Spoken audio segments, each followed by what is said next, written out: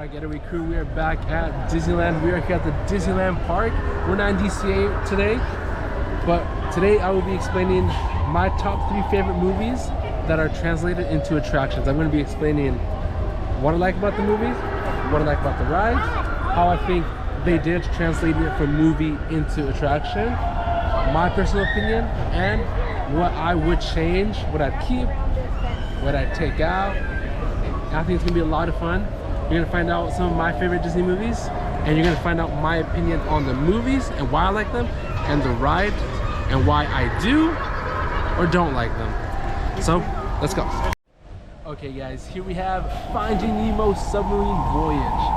Now, Finding Nemo is my #1 favorite Pixar movie of all time, as of right now, so far. Still got Toy Story 5 coming. We'll see if that's any good, but for right now, Finding Nemo is #1. This ride, on the other hand, not even top 10 favorite rides. Let me tell you, this ride is a stinker. It is not good. But anyway, Finding Nemo, basically, small little clownfish gets lost for around an hour and 40 minutes, and you see the dad, he goes around trying to look for him. That's really cool. So you explore the ocean. And I am terrified of the ocean, by the way. But anyway, this ride on the other hand, it's kind of weird. It's a submarine voyage, but you don't start off with the whole characters. You travel around the reef right now, and it's for a good like minute and a half. You're not looking at much. But once you enter that cave right over there, that's where you find all the characters from the movie right over here. And honestly, it's nice seeing them, but it's just not good. And I'll explain why. Here's, you go into those submarine voyages right over there, and you can look into a little tiny hole. Those submarines are cramped, so you're crowded up with a lot of people looking at a small little hole. And while you're having a seat, there is no back support, so you're just looking down like that for a good maybe, I don't know, 5 minutes, and that's it. That's the whole ride.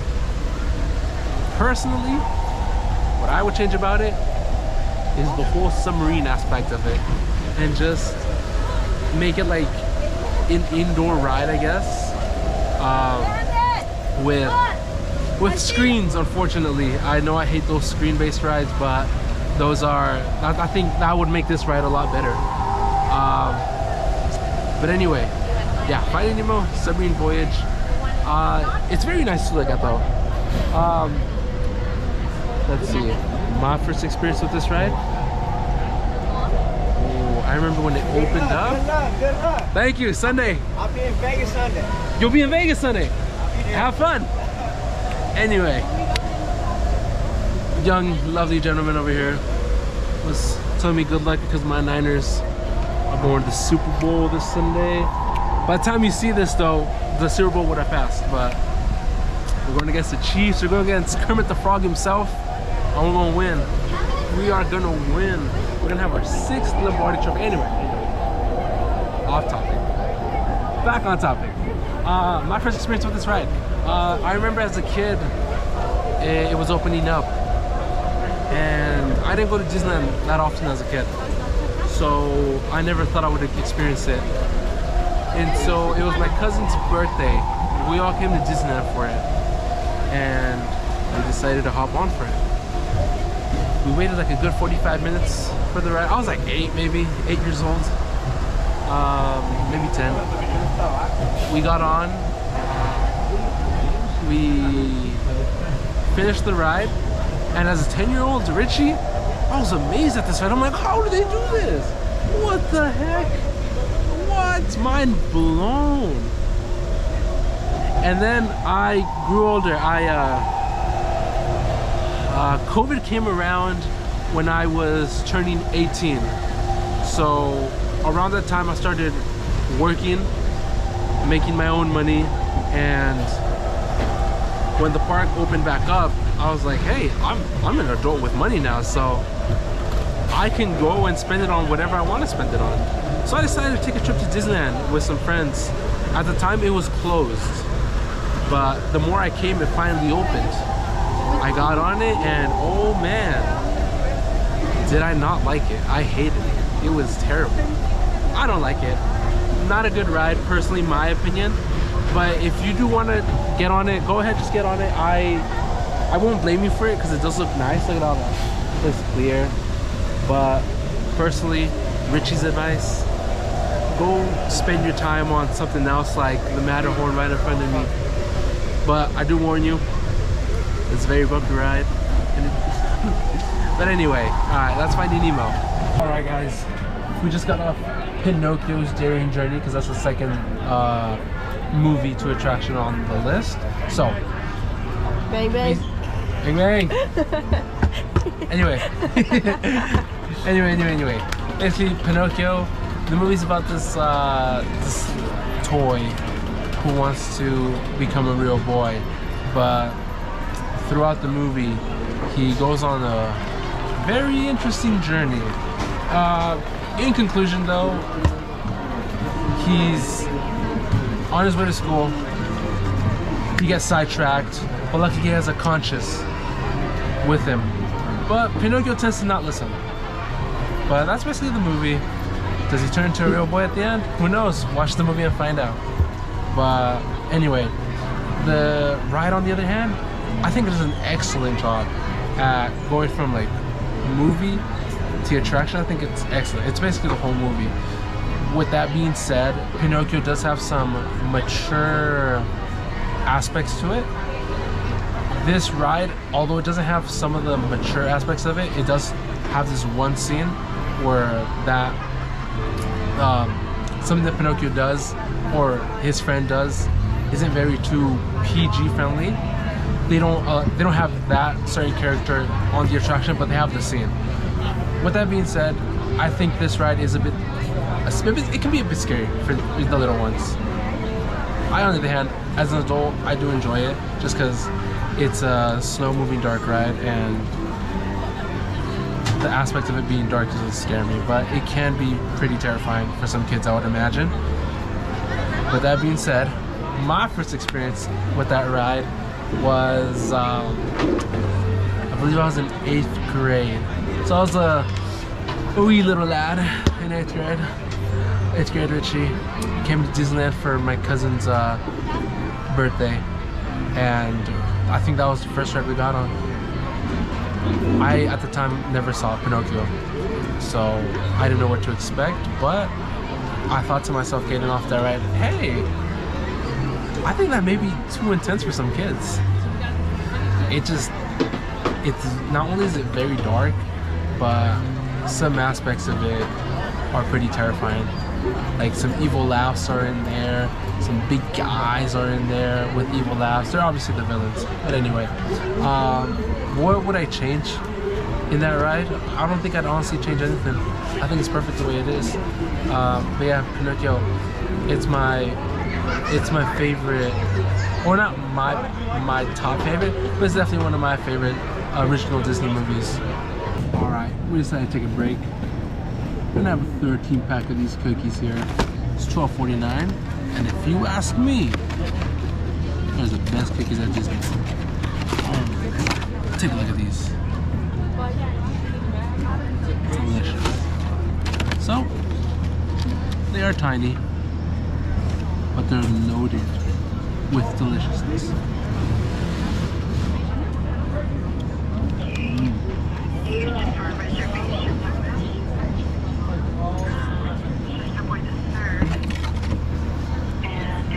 So gooey and chewy. Amazing, this is the best.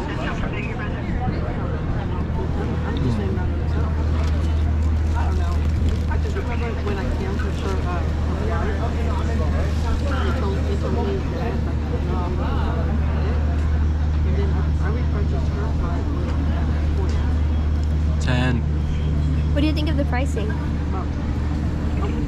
mean, not bad. It's $1 for a cookie, I guess, each. Do you think it's worth it? I would say so. Just only because they're the best. They sell out. It's $1 each, but they are pretty small. That's my only complain about it. They're pretty small, but not much to complain here. Alright guys, the next attraction is Star Tours. So, Star Tours is based on the Star Wars movies, which I'm a huge fan of. My girlfriend and I are huge fan of. So, there's 6 movies in total, or at least from the main storyline. So I'm just briefly going to summarize each trilogy. So the prequel trilogy is just basically, I don't want to spoil it for all of those out there, so I'm not going to name drop this certain character when he was a kid. Well, I guess it's not really a name drop. I mean, spoiler, but I still want to have you guys surprised when you watch the movies. Anyway, prequel trilogy follows Darth Vader when he was a kid. And then there's obviously a trilogy, so there's 3 movies. The first one is just him as a kid. Second one is him more grown. And then the third one is the final one where all hell breaks loose. And it's awesome. Awesome. So the third movie is called Revenge of the Sith, and that's my girlfriend Kat. That's her favorite Star Wars movie. Now let's go to my favorite trilogy, which is the original trilogy, because these 3 movies that I'm about to name were the first 3 to come out. Basically, that one follows Luke Skywalker, young fella, who finds out that his dad is very well known, but he never met his dad. But no, the trilogy is just him becoming a Jedi. He's in the first movie, or the 4th movie if you want to say that, but the first movie of that trilogy, he's a bit annoying. He's a bit of a whiny boy. But the second one in that trilogy, The Empire Strikes Back, amazing, perfect. Many people love that one, like number 1. I love that one. But on the other hand, my favorite is the one that follows after that one, because spoiler I guess, but Empire Strikes Back ends off on the cliffhanger. My favorite's the one that follows, which is Return of the Jedi. That's my favorite. That one caps it all off. In my personal opinion, that's where where it should have ended, the story should have ended. And then you transition to the sequel trilogy, which is unfortunately the new ones that we've gotten. Force Awakens, it was decent. I liked it. It follows this girl named Rey, and if I'm gonna be honest with you, that's all I can tell you, because nothing interesting really happens after that. Just Rey. And the best character in that trilogy, Kylo Ren. You know, Adam Driver, best actor out there right now. But anyway, there's not much to say on that one, because those movies suck. The sequel trilogy sucks, so that's my personal opinion. But anyway, that's Star Tours. Alright, that's Star Wars, which then transitions into Star Tours. So basically, Star Tours it's a motion simulator ride, so it's screen based. And the problem with that is that some people have motion sickness, and they will experience motion sickness after that ride. For example, my girlfriend and I, after the ride, our stomach kind of felt iffy, like not too well. So it is a downside to it, and you might experience that as well. So just a warning for you. But basically, the way it transitions it's like there's really no concrete story.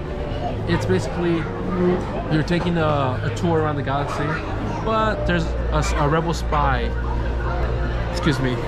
with you guys, and a Sith, whether it be Darth Vader, Kylo Ren, or a droid, is coming after that rebel spy.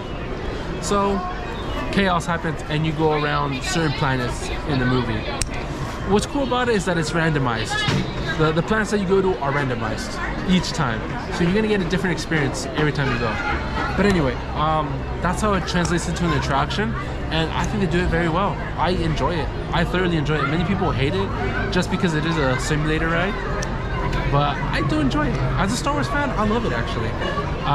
But yeah, what would I change though on that ride?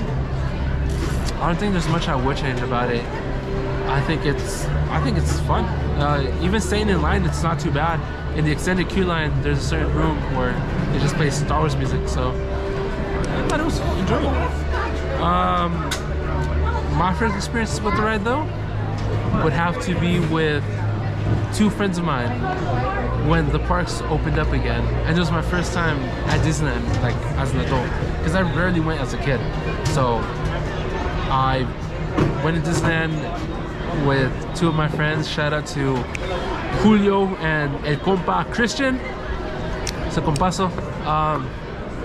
Went with them, and I had a lot of fun. I didn't know what to expect really. So, because I never got on it as a kid, and so I didn't know what to expect, but I really did enjoy it. And fun fact, I have been the Rebel Spy before, so I tend to save the galaxy here and there, you know. No big deal.